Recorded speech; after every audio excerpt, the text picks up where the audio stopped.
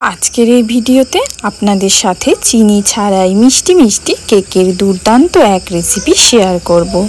বাড়িতে থাকা সামান্য উপকরণে কিভাবে এই কেকের রেসিপি বাড়িতে সহজেই বানিয়ে ফেলবেন সেটাই তুলে ধরব এই ভিডিওর মাধ্যমে। আশা করি রেসিপিটি ভালো লাগবে। রেসিপি ভালো লাগলে চ্যানেল সাবস্ক্রাইব করে পাশে থাকতে ভুলবেন না কিন্তু। চলুন তাহলে শুরু করি। বন্ধুরা, পিঁয়াজ হেসেলে আপনাদের সবাইকে স্বাগত জানাই।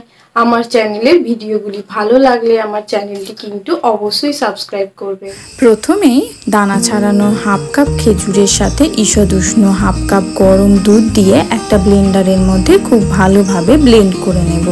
আপনারা চাইলে দুধের পরিবর্তে ঈষদুষ্ণ জল ব্যবহার করেও এই কাজটা করে নিতে পারেন।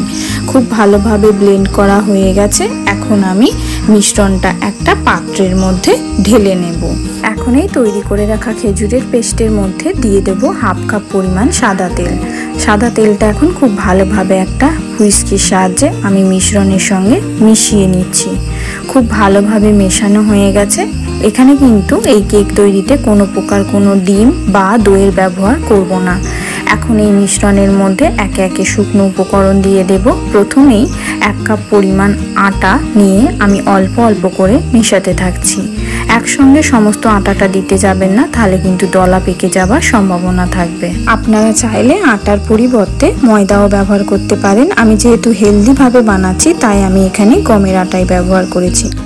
সমস্ত আটাটা খুব ভালোভাবে মেশানো হয়ে গেছে। এখন আমি এর মধ্যে দিয়ে দেব 1 চামচ পরিমাণ বেকিং পাউডার, সাথে দিয়ে দেব হাফ চামচ পরিমাণ বেকিং সোডা।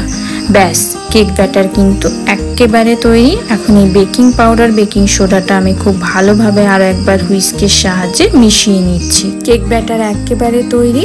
এখন একটা কেক মোল্ডের মধ্যে মিশ্রণটা ঢেলে দেব। কেক মোল্ডটা আমি আগে থাকতে অল্প একটু আটা ও তেল দিয়ে ব্রাশ করে রেখেছিলাম। এখন এর মধ্যে আমি কেক ব্যাটারটা ঢেলে দেব। কেক ব্যাটার ঢালা হয়ে গেলে উপর থেকে আমি অল্প কিছু আখরোট কুচি দিয়ে দিচ্ছি।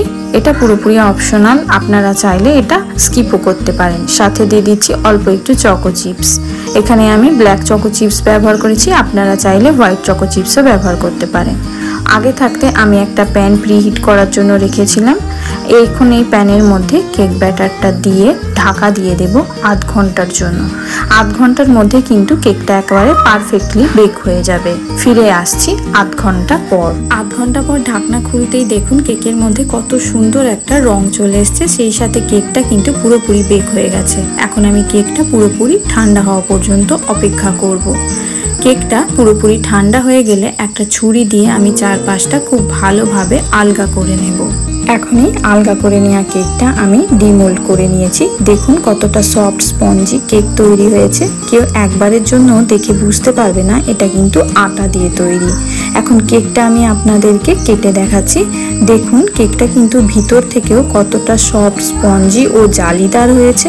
আশা করি ডিম, টক দই কোনো কিছুর ব্যবহার ছাড়াই আটা দিয়ে তৈরি দুর্দান্ত এই মিষ্টি কেকের রেসিপি আপনাদের ভালো লেগেছে।